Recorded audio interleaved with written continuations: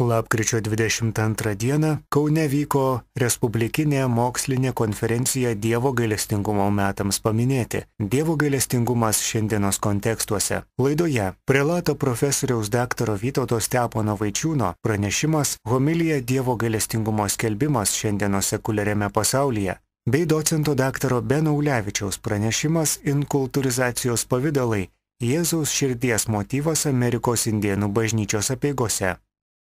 Mes šiandien gyvename labai plačiame pasaulyje, daug daugiau žinome, nei vien tik tais mūsų lietuviškai pamaldumą ar europietiškai žengsiu į tokią ekumeninę erdvę. Šis pranešimas yra apie tam tikrą religinę bendruomenę Šiaurės Amerikoje, indėnų bendruomenę, kuri diskutuojama, laikoma krikščioniška bendruomenė, kuri organizuoja save krikščioniškais pagrindais, kaip bažnyčia.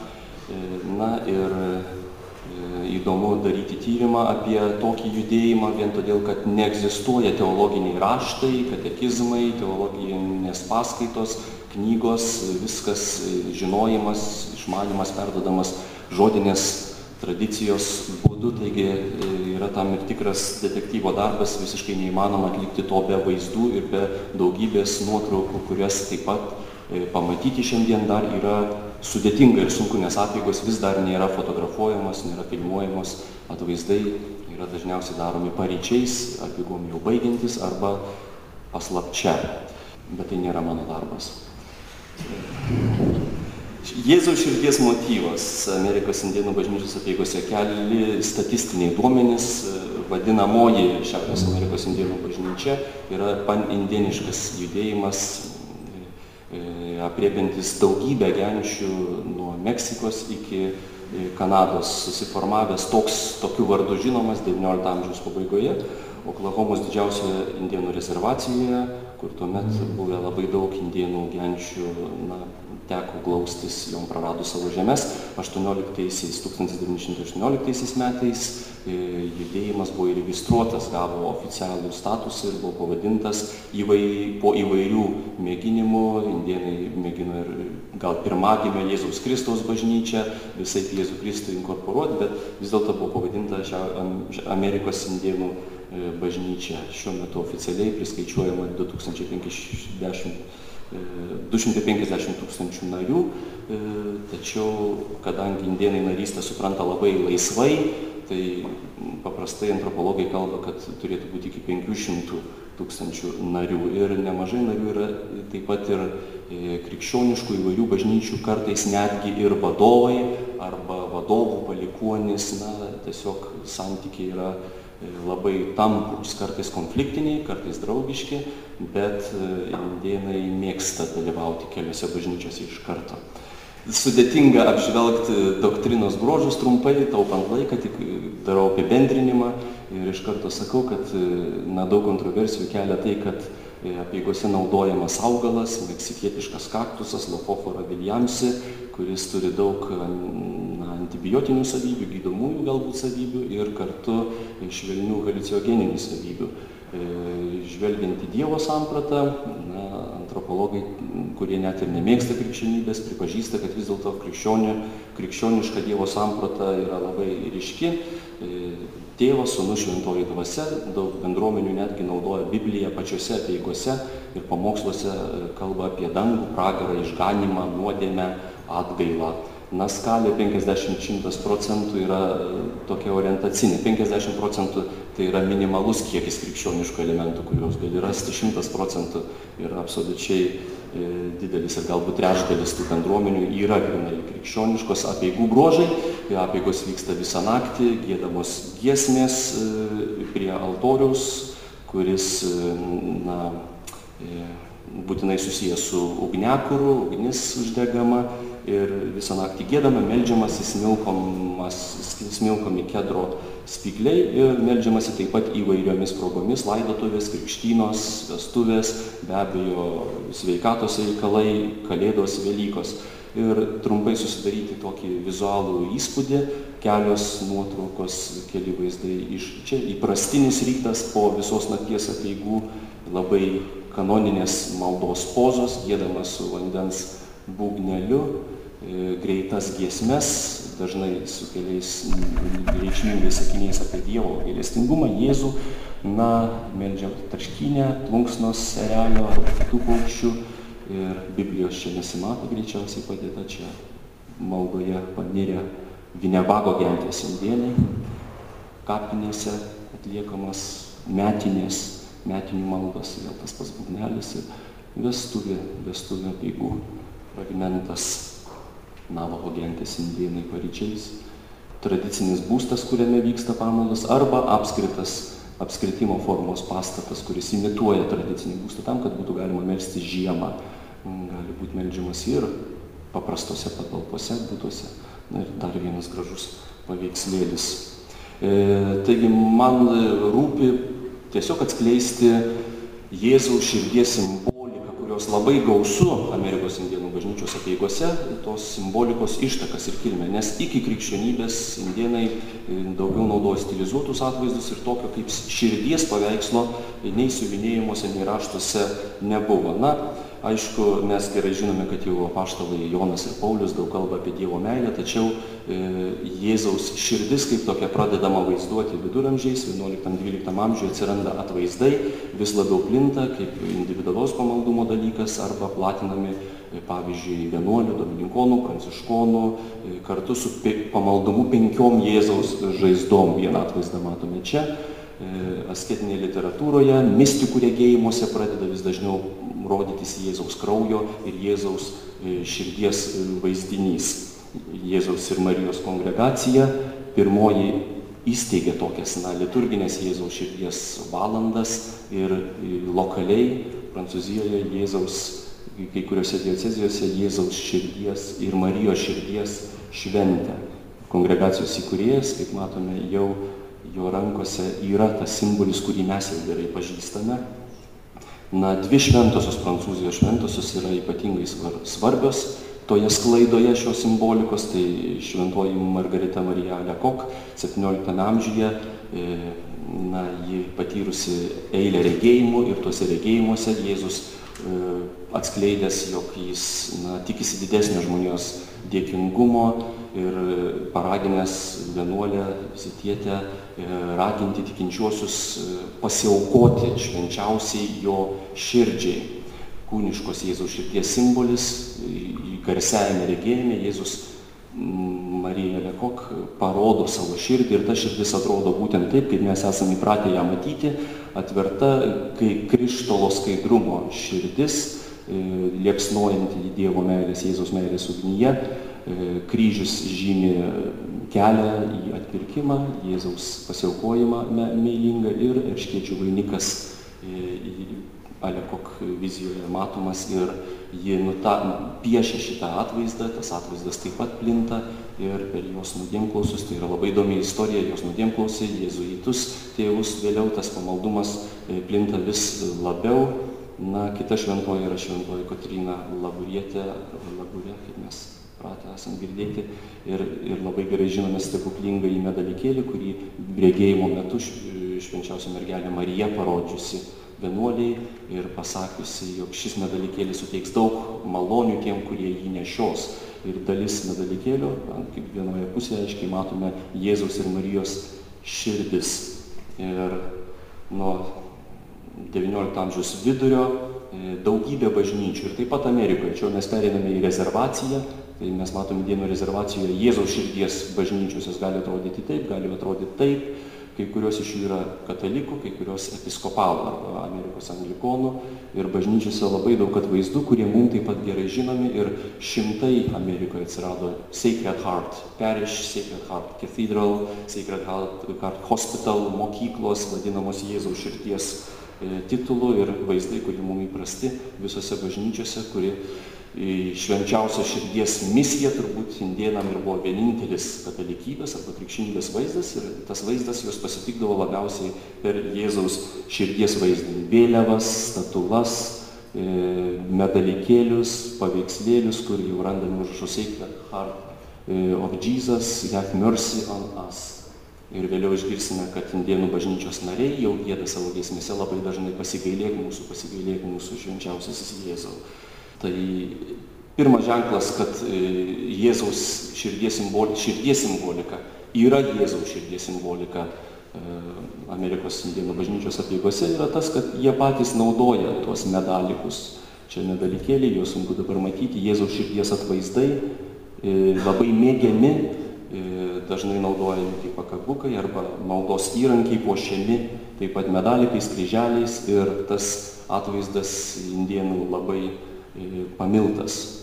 Na, o žvelgiant į pačių bažnyčios narių įsivaizdavimą, kaip Jėzus atrodo, kaip jis yra jiems mielas, matome, jog tai tiesiog primena kopiją to, ką jie matė savo arba mato savo bažnyčiose. Štai rezervacijos bažnyčia, didelio kambario dydžio, ir matome Jėzaus skulptūrą, čia kita Jėzaus skulptūra, ir jau čia Amerikos indėnų bažnyčios nariai savo pamaldas vaizduoja štai su tokiu Jėzumi, kuris yra gryna kopija, arba šis Jėzus iškylantis virš maldos įrankių primena mūsų labai gerai pažįstamą mūsų močiučių ir mūsų pačių mylimus Jėzaus širdies atvaizdus. Na, kad ir giesmių įraše galim pamatyti pro paukščių plunksnų vėduoklę, maldos įrankį, pasirodantį Jėzų su tarškynė, tačiau Jėzus yra grinai kaip įprastas Jėzaus širdies atvaizdas yra čia. Jėzus pasirodantis virš Biblijos, Jesus only užrašyta. Taip tariant, dauguma bažnyčios narių yra arba buvo krikščioniškų bažnyčių nariai, ir jiem tai buvo labai įprastas atvaizdas. Vėlgi tas pats matome čia vienos bažnyčios pastato, indėnų bažnyčios pastato ant sienos kabantį paveikslą, čia maldos metu įnešamas vanduo tokiame kibirėlyje, ir Jėzus tiesiog yra gryna kopija įprastų mums atvaizdų. Pirmieji ritualo formuotojai, Kvana Parkeris, XIX amžiaus pabaigoje, ir Džonas Vilsonas, abu metisai, tai bebūtų įdomu. Visai nenuostabu, kad Kvana Parkeris sėdi kambaryje, jo amerikiečių vyriausybės jie statydavo tokius namus indėnų vadams, norėdami numalšinti pasipriešinimą, ir matome Kvana Parkerio namuose Jėzaus širdies atvaizdą, lyg tarp kitko ten esantį. Akivaizdu, tai buvo jo namų dalis. Interjero Jėzaus širdies atvaizdas, na, ir Vilsonas buvo geras katalikas, kiek mes žinome, ir jo sukurtas altoriaus schematinis vaizdas, matome, turi netgi 3 širdis. Čia yra nuotrauka. Ugnis kūrenama čia, ir žarijos stumiamos, šiuo atveju indėnai sakytų, čia simbolizuoja Jėzaus plaučius, primena viduramžių katedros, kurios simbolizuoja Jėzaus kūną taip pat. 3 širdis be abejo įkvėptos Jėzaus širdies simbolikos. Taigi Džono Vilsono apeigos, didžiojo mėnulio apeigos, matome širdies nedidelį atvaizdą čia. Ir crossfire vadinama ritualo atmaina, kur labai aiškiai naudojama Biblija, vėl matome širdies atvaizdą, tai didžiojo altoriaus atvaizda, čia nežinau, norėtų leistis į detalės, bet gal laiko tikrai neužteks, ir Vinebago gentis indėnai, kurie išplėtojo tą altoriaus atvaizdą. Na, Kvana Parkeris paties Kvanos Parkerio altorius buvo labai paprastas, pusmėnulio formos, tačiau kai kurie jo pasekėjai taip pat vis dėlto įrėždavo prie to pusmėnulio žemėje kryžių ir braižydavo širdį. Sacred Heart of Jesus, arba Sacred Heart vadinama. Įdomus momentas, gal ryškiausiai pasirodanti širdis apeigose, tai žarijų tvarkymo metu, nes apeigų metu smilkymas vyksta ant žarijų, kurios čia malkos dega, o žarijos, kurios krenta, stumiamos ir įvairiose apeigų dalyse sustumiamos į įvairias formas, į kryžius, į žvaigždės, Betliejaus žvaigždę ir bent kelis kartus į širdį, kas indėnam buvo lygi tol krikščionys nelabai būdinga. Čia matom erelio formą sustumtas žarijas, labai reta nuotrauka tokia, net nežinau, iš kur jie atsirado, bet vienas iš jų pasidalino tokia. Ir matome ryte, kaip atrodo į širdį sustumtos žarijos. Čia vėl ant altoriaus, ant kryžiaus žarijos širdies formos sustumtos. Čia tiesiog, kad pamatyti, kiek žarijų būna smilkimui. Gerai, kad mūsų zakristijonai nemato, žinotų, kad labai daug darbo reikėtų padaryti ir didelio smilkytuvo. Na ir judant link pabaigos. Ir tą altoriaus motyvą, kadangi jis taip ryškiai tamsoje žėrinčios raudonos žarijos, širdies formos, kalbama apie Jėzaus širdį, dažniausiai apie kūrėjo meilę, įstringa apeigų dalyviams į atmintį ir įvairiuose ritualiniuose objektuose ta širdis vaizduojama arba ant kryžius ir širdis, arba štai čia matome altorių ir širdis raudona, čia labai neryškiai irgi altoriaus forma ir širdis, čia netgi ant plunksnų viduoklis matome nedidelę širdį, rankos dreba, kažkaip nes labai mažas objektas, ir kryžių, taip pat priminimas. Kaklaraiščia maldos laikyti sidabriniai reikmenys vėl turi po širdį ir po kryžių. Kaklaraištį su širdelė, čia nedidelė širdelė, čia vėlgi šventiem reikmenim laikyti ant kaklo nešiojamas toks atvaizdas, širdis ir kryžius. Maldos ietis arba strėlė, kuria nuodėmė nužudoma, taip pat dažnai turi širdies atvaizdą, netgi ant arštinės koto galime pamatyti širdį ir auskarai. Jau čia galėčiau pažiūrėti labai daug pavyzdžių, kaip širdis vėl atsiranda. Puošyboje ir, kaip jau sakiau, tradicinėje indėnų religijoje širdies vaizdo nebuvo iki krikščionybės. Kanados indėnų bažnyčios atšakos emblema vėlgi turi kryžių ir širdį. Ir pabaigai įdomiausias gal momentas, širdis gali simbolizuoti taip pat ir tikėjimą, viltį ir meilę, nes 1 Korintiečiam laiškas 13 skyrius, meilės himnas yra viena iš mėgstamiausių Biblijos vietų, apeigų dalyviai dažnai apie tai kalba ir matome, jie naudoja mum įprastus taip pat inkarą, širdį ir kryžių kaip tikėjimo, vilties ir meilės įrankis. Įdomu, kad indėnų šventas skaičius yra 4, todėl turi atsirasti 4, taigi faith, hope ir tada love ir dar charity pridedama dažnai. Vien dėl tos atsvaros 4 geras skaičius ir matome vėl dažnai širdis siejama su ta meilės simbolika. Maldos kartis minėta, kryžius, širdis, inkaras. Puodelis, kurio geriamas apeiginis vanduo, kryžius, širdis, inkaras. Ir mylėkime vieni kitus, altoriaus užtiesalas, kuris taip pat kalba apie širdies simboliką. Ir jeigu prisimename Marijos Margaret Alekok širdies atvaizdą su erškėčių vainiku, su kryžiumi, visi šitie elementai apeigose pasirodo, ugnis be abejo apeigose matoma visada, kryžius visoje puošyboje labai paplitęs, maldos kartės taip pat elementas, erškėčių vainikas, kryžius, God, kryžius, žaibas, širdis yra pačioj parašyta sin, nuodėmė. Žaibas skelia į tą nuodėmę, bet įdomiausias momentas, ir čia yra 2 paskutinės skaidrės, erškėčių vainiko motyvas pasirodo tokia alegoriniu aiškinimu, vizualaus panašumo pagrindu, vandeninio būgnelio surišimo formoje. Būgnelis surišamas, tai yra katiliukas, oda, virvės, akmenukai. Iš tų elementų surišamas kiekvienom apeigom būgnelis, kuriame yra pusė vandens. Tačiau štai tas erškėčių vainiko motyvas, matome aplinkui, jis neturi jokios funkcijos. Tai yra tiesiog dėl vaizdo, ir patys indėnai sako, jis simbolizuoja Jėzaus erškėčių vainiką. Tada, kai būgnelis mušamas, prisimenam, jog Jėzus kentėjo dėl mūsų ir buvo plakamas dėl mūsų nuodėmių. Apeigų momentas, paryčiais, matyt, sūnus ir tėvas muša būgnelį.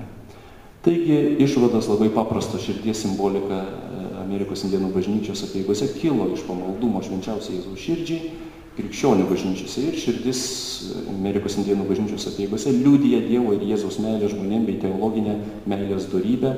Ir matome pelikanas atiduodantis save iš savo širdies jaunikliam, ir Amerikos indėnų bažnyčios viena iš emblemų, vandens paukštis, kormorantas, jis taip pat, tartum imituoja tą patį pelikaną, ir buvo panašu, kad gražu pabaigti šitą pranešimą tokią paralelę. Docento daktaro Beno Ulevičiaus pranešimas Inkultūrizacijos pavidalai – Jėzaus širdies motyvas Amerikos indėnų bažnyčios apeigose.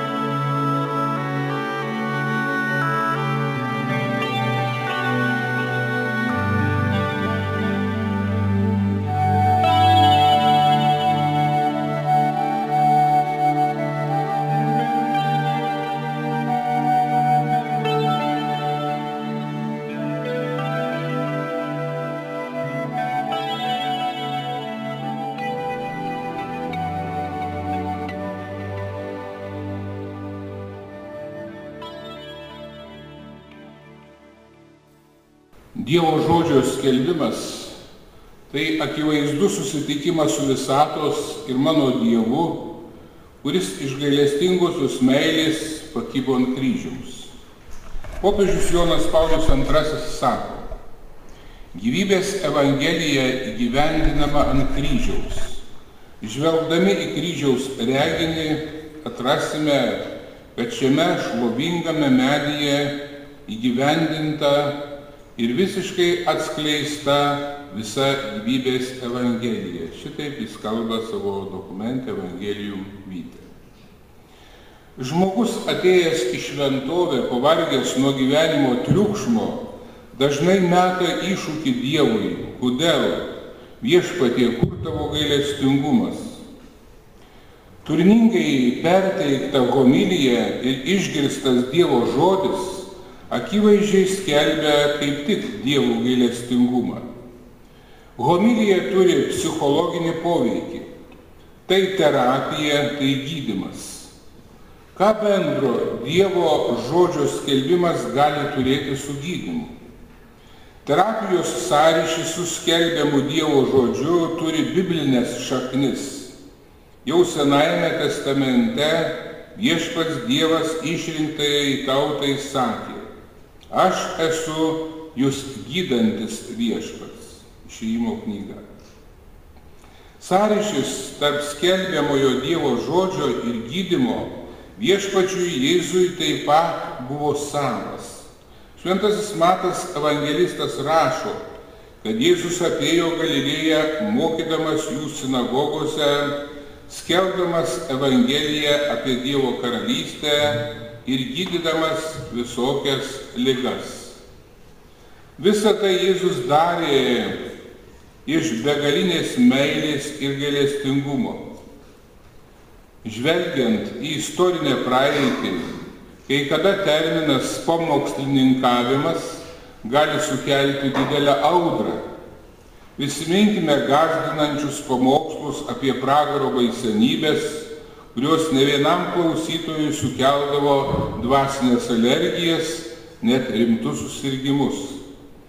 Šiandienos sekuliariam žmogui ypač paveikios yra homilijos, liečiančios pozityves gyvenimo problemas ir jos turi gydomąjį poveikį. Klausytojas turi matyti tokį Dievo paveikslą. Dievas nori iš žmogaus asmeninio apsisprendimo religijos atžvilgiu ir konsekventiškai nori sveikos žmogaus asmenybės. Todėl šiandienė homilija turi pasekmingai atsakyti į klausytojui iš tikrųjų rūpimas problemas. Homilija privalo padėti atrasti gilesnę gyvenimo prasmę, padėti padaryti atitinkamas gyvenimo korekcijas, padėti žmogui padaryti savo asmeninio gyvenimo reviziją, padėti suprasti savo teisingą apsisprendimą Dievo ir artimo atžvilgiu. Paprasčiausiai tariant, padėti išspręsti įvairias religinės, emocinės ir dvasinės problemas. Dievo žodis bus terapiškas, jei pats pamokslininkas bus subrendusi asmenybė, turintis sveikus religinius įsitikinimus ir dvasinį bei psichologinį pasirengimą. Todėl pirmiausia, jis kalba savo, prieš tai giliai išmąstęs, vengdamas tik išorinio fasado ir netikrumo. Todėl jis turi būti pozityviai nusiteikęs klausytojų atžvilgiu. Juos turi priimti tokius, kokie jie yra čia ir dabar. Jo kalba turi alsuoti vidinę šilumą, rimtų rūpesčių klausytojų reikmėms, stengtis įsigilinti į situaciją, į konkrečias gyvenimo sąlygas, kuriuose jie gyvena. Tuomet pamokslininkas save pristatys ne kaip mokytojas kalbantis iš sakyklos, bet kaip partneris individualaus dialogo. Nors tiesioginis dialogas pamoksle su klausytoju nevyksta, bet klausytojui reikia sužadinti susidomėjimą, kad tas, kuris kalba, nėra tik pareigos atlikėjas. bet žmogus, kuris bando jį suprasti, patarti, būti dvasios tėvu, skelbiančių begalinę Dievo meilę ir gailestingumą. Tai klausytoją išvaduos nuo vienišumo jausmo, padės jam būti drąsesniam, padės pakelti gyvenimo negandas ir realiai pajusti Dievo gailestingumą. Jei giliai ir maldingai apmąstydami Evangeliją, dvasia nusikelsime prie minios besiveržiančios prie gerąją naujieną skelbiančio Kristaus, pirmiausia kris į akis, kaip jis moko į žodį įlieti visą savo sielą, drauge su neįsemiamu išminties ir meilės lobiu. Kristaus skelbimui būdinga žymė jo atsidavimas sielų tarnybai. Gaila man minios, skaitome Morkaus Evangelijoje. Būdingiausias šiuo požiūriu yra palyginimas apie gerąjį ganytoją, atiduodantį gyvybę už savo avis. Atpirkėjas keliavo iš vienos vietos į kitą, nuolat žmonėms skelbdamas Dievo žodį. Jis mokė sinagogose ant ežero kranto laivelyje. Jėzus gydydavo ligonius, prikeldavo mirusiuosius, darydavo stebuklus, kad žmonės tikėtų jo žodžiu ir kad Dievo žodžio sėkla suleistų šaknis sielose bei subrandintų vaisių. Iš Viešpaties lūpų plaukė Dievo žodį puošę palyginimai. Savo pamokslo moralinė rimtimi Kristus taip nuteikdavo klausytojų dvasią ir širdį, kad jie galėdavo naudingai priimti jo pamokymus ir vertai artintis prie apreiškimo ir dieviškų reikalavimų, nederančių su lengvapėdiškumu ir paviršutiniškumu. Tai rodo Jėzaus širdies tiesumą ir nuoširdumą, nepakantumą bet kokiai veidmainystei. Taip, Jėzaus širdies atpirkėjo dvasinės įžvalgos skyrė didžiausią savo malonių gausą klausytojų. Jis norėjo kaskart stipresniais ryšiais susaistyti žmonės su tėvu danguje. Todėl diegė jiems viena vertus begalinio jo didingumo baimę, kita vertus neribotą pasitikėjimą, didžiausią meilę ir gailestingumą. Laikui bėgant Dievo žodžio supratimo problema darėsi vis aktualesnė, nes kiekvieną švento rašto skaitytoją, pamokslininką ar homilijos klausytoją nuo Biblijos laikų juk skiria tūkstantmečiai ir amžiai. Popiežiškoji Biblijos komisija 1993 metais išleido dokumentą Biblijos aiškinimas bažnyčioje, kuriame aptariami visi švento rašto aiškinimo metodai, jų istorija bei taikymas. Šiandien pamokslininkas turi suprasti, kad vykstant socialiniams, psichologiniams, moraliniams pokyčiams keičiasi ir religinis žmonių gyvenimas. Kritiškesnis mąstymas panaikino maginę pasaulio sampratą, tačiau liko daug prietarų, todėl kyla reikalavimas aiškiau įsisąmoninti priimtąjį tikėjimą. Kita vertus, daugėja žmonių apskritai atsisakančių religijos.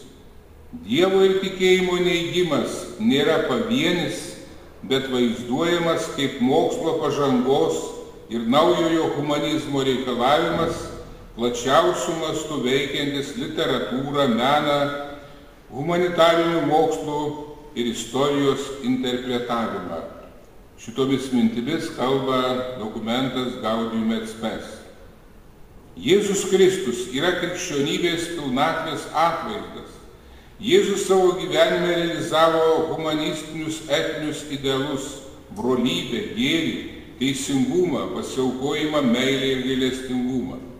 Dėl šių idealų, kaip teigia ES koncepcijos kūrėjas Robertas Šumanas, šitaip sakė: reikia pripažinti milžinišką bažnyčios moralinį autoritetą, kuriam spontaniškai pritarė daugybė piliečių, o tokio aukšto mokymo lygio iki šiol nepavyko pasiekti jokiai filosofiniai sistemai.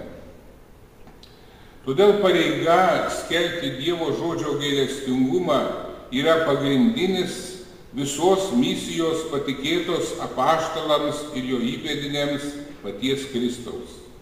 Dangiškojo tėvo gailestingumas, kurį jis parodė žmonijai, skleidžiasi per misiją, apimančią Senojo testamento pranašų tradiciją ir besitęsiančią ištikimai vykdant Jėzaus pasiuntinybę iki šių dienų.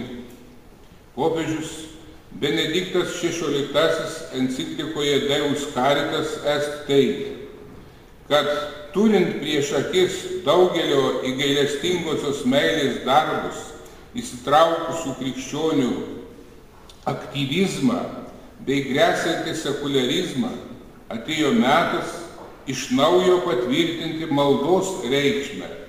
Besimeldžiantis krikščionis tikrai nesiima keisti Dievo planų ir taisyti, kad Dievas yra sumąstęs. Veikiau jis siekia susitikti su Jėzaus Kristaus tėvu bei prašyti, kad jis su savo dvasios paguoda būtų jame ir jo darbuose. Studijuojant bažnyčios mokymo dokumentus, mokslinę, filosofinę bei psichologinę literatūrą, apibendrinant homilijai tinkamą pasiruošimą, jos perteikimą praktikoje, tampa aišku, kad pamokslininkui turėtų rūpėti ne vien tik formalūs pamokslo sakymo aspektai, kaip teologinė bei lingvistinė kokybė, stilius, trukmė, bet taip pat ir asmeninis atsidavimas skelbiamam Dievo žodžiui, gerai suprantant, kad Evangelijos skelbėjo misija nesiremia vien subjektyvia patirtimi bei žmogiškąja išmintimi, bet visų pirma skelbia žodį to, kuris jį siuntė. Pamokslininkas tik pats giliai išgyvenęs Dievo gailestingumą pasiekmingai apie jį galės kalbėti ir gyvai perduoti savo klausytojams, kaip gailestingasis tėvas patyręs dangiškojo tėvo gailestingumą. Girdėjote pranešimus iš Respublikinės mokslinės konferencijos Dievo gailestingumo metams paminėti Dievo gailestingumas šiandienos kontekstuose, vykusios Kaune. Prelato profesoriaus daktaro Vytauto Stepono Vaičiūno pranešimą homilija Dievo gailestingumo skelbimas šiandienos sekuliariame pasaulyje bei docento daktaro Beno Ulevičiaus pranešimą inkultūrizacijos pavidalai Jėzaus širdies motyvas Amerikos indėnų bažnyčios apeigose.